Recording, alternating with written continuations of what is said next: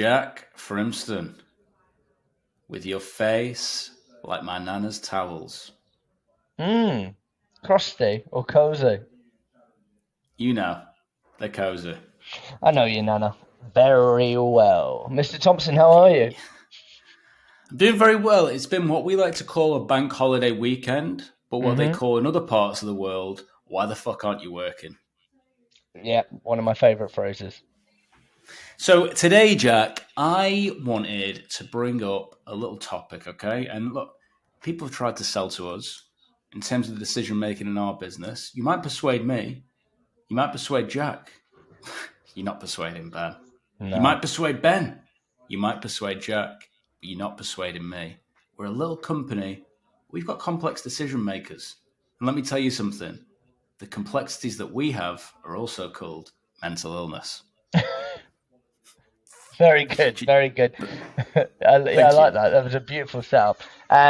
When you think about it, if we're a little company of between 15 and 20 people, and we've got three decision makers, the people that are listening to this that have an ICP of 20 to 100 people, surely their decision making process gets a lot easier. It just one person easily. Yeah, exactly. I think the average enterprise decision making structure is something like 5 to 10 people. I think Challenge Yourself did something on that. Mm, But what I've found is even if in this day and age you're able to pull a list of data that's getting you through to the top of the tower, I'm speaking to the CEO. The CEO might have a board of directors, there might be a mm. chairman, there might be a CFO. There's typically always someone else involved in the chain. So being able to know that before you go in is not only going to manage your mindset, it's going to make sure you're prepared to navigate those waters. Because let me tell you something, it's hard to keep your head above water when you're trying to sell to the big dog. Am I right? Am It's I wrong? murky. You're very right, very right. So how do you do that then? Well, it's a great question, and I can't give you all my secrets, but this is Trench Tips. I've invited you in here to give you real live tips. Okay? So I'll give you a little one I like to use. We get to the end of the call, and the prospect says, "Look, I know I said I was the only decision maker, but I've got to go away, and my co-director, I think I need to get them involved. I want to get sign off from them. We've done this before. They're a bit harder to convince than me. Yada yada yada." Okay. So what I'm going Hmm. to do, Jack, is I'm going to say, "Okay, makes sense. I'm always going to welcome what the prospect brings up, no matter what. Makes sense. You're not the first one to say that. Mind if I ask you another question before I let you go?" And they'll say, "Yeah, of course." Then I'll say, "Let's say they say we've done this before. We're not going down this road again. I don't want to do it." Whatever they say, they push back. What are you going to tell them? And this is where I rush in and say, no, no, this time it's different. He's good. They can do it. I believe in them. I have faith. What are you going to say? Mm-hmm. But they've never met me. Only you've met me. So how are we going to illustrate that point? Well, maybe they need to meet you. Would it be completely ridiculous to get some time in the diary with them? I love the Voss ask. Beautiful, beautiful. Okay, What? you like that one? What? Yeah, I thought it was brilliant. What? One of the big things I think we find is Mm. people. It is normal that you would get to the end of the conversation and find that out. But one of the things that we try to do is you want to get in there early. Okay, I've found that if salespeople ask on a cold call or they ask on that qualification call, um, are you the only decision maker? That's going to get people's backs up. That is going to piss people off. Oh, massively. Um, so one of the ways we could ask it, you probably got a different way of asking it. Is there anyone else that we need to get on this call? Which is a soft way of asking it. And if they say no, how would you challenge that? Because as you know, there's going to be 5 to 10 different decision makers. If they say no, I might either challenge with options. So I might say, okay, so it sounds like there'd never be a scenario where there's a CFO, there's a managing director, you've got a co-director, or even a wife or spouse or someone who might be able to step in and say, actually, I don't want to do this. Hmm. Okay. And they might say, well, no, there is a person. Or they'll say, yeah, that's the case. And I say, well, I'll tell you what, you're the only person I've ever spoken to where you were the only and sole decision maker. So let's place a little bet, me and you. Okay, I'm listening. If another decision maker comes out of the woodwork and we weren't expecting them, you've got to buy me a beer. Or if another decision maker comes out of the woodwork and we weren't expecting them, we've got to have a meeting with them as well. All right? Some sort of, make it jovial, make a little joke. Works a charm. Can never be intense. Can never, ever, ever be intense. The only thing that's intense is sex at a festival. Yeah, I agree.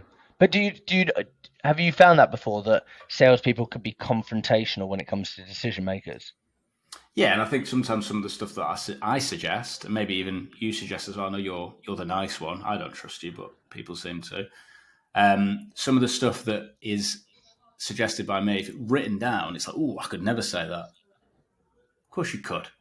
I'll tell you what, if another decision maker pops up, what should we do about it? Yeah? Let's place a little bet. You know what I mean? Like having a little bit of fun with it goes a long way. Another thing, Jack, that I think works really well is the direct ask. What I found with some personality types, the direct ask of going in and being like, oh, how do I get a meeting with them as well? Is there a reason why they're not involved in the conversation? Can be quite a challenging thing for some people. Like, whoa. Not introducing you to someone else. Yeah? But asking questions that are logical first in the hopes of helping arm someone later on goes a really long way. So what I mean by that is, let's say I'm selling a piece of software, right, Jack? And you've got to go away and talk to someone else. We'll play that out, okay?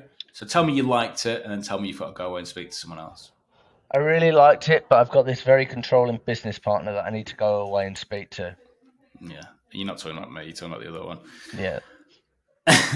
Yeah, it makes sense. Look, you're definitely not the first person to say that. It sounds like you really want this, right? So just so I can arm you with all the information, with everything that would make that conversation easier, what could I tell you right now that they might ask that you might struggle with?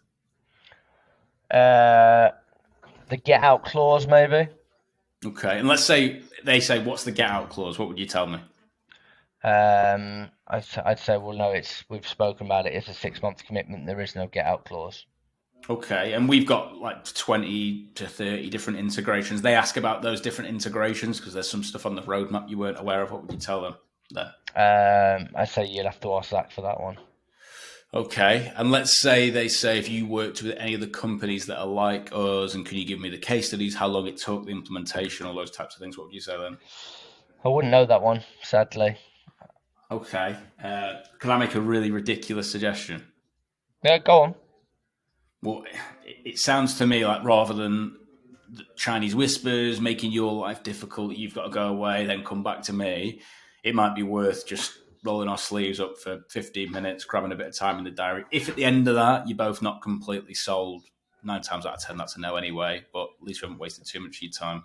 Do you think that's ridiculous? Boom, shakalaka boom, you booked a meeting, book a meeting, from a meeting, wham, bam, thank you, Zach. Exactly. So look, there's loads of different ways that you can navigate complex decision makers. I've always found you should never bring a gun to a knife fight, but you should never bring a knife to a birthday party because not everyone wants a present that's that sharp. Am I right? Am I wrong? Sharp like your wit. Thank you, Zach Thompson. That has been Trench Tips. Whoa. I've not given the task to the audience. All right, here we go. If you watched all the way through this episode, I want you to message an employee in our business, pick one at random, and say, you've got to tell Jack the truth and explain nothing else about that. Okay? I'm going to get some weird looks when this episode comes out. We'll see you through the week.